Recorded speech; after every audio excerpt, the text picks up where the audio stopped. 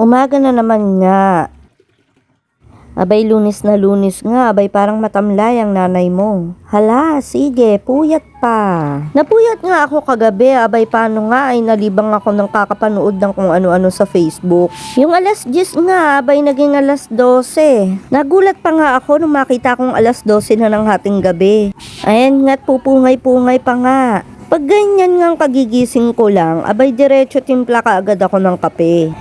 Milo pala, cheris. Nung dati talaga ay kape ang iniinom ko, kaso nga pinagbawal na sa akin paano nga ay inaasid ako. Pero talagang masarap yung may hinihigop kang mainit sa umaga.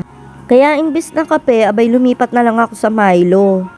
Dito nga ay naihatid ko na yung anak ko. Nakakita nga ako ng lamig na kanin kaya naisip ko na isangag na lang. Pag nagsasangag talaga ako, imbis na bawang ang inilalagay ko, itlog talaga. Kaso nga ay naubusan ako ng itlog dyan kaya no choice, bawang ang inilagay ko.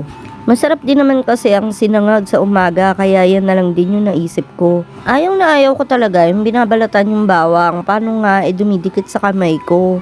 Kaso nga wala ngang itlog kaya ayun, no choice ako, di ba?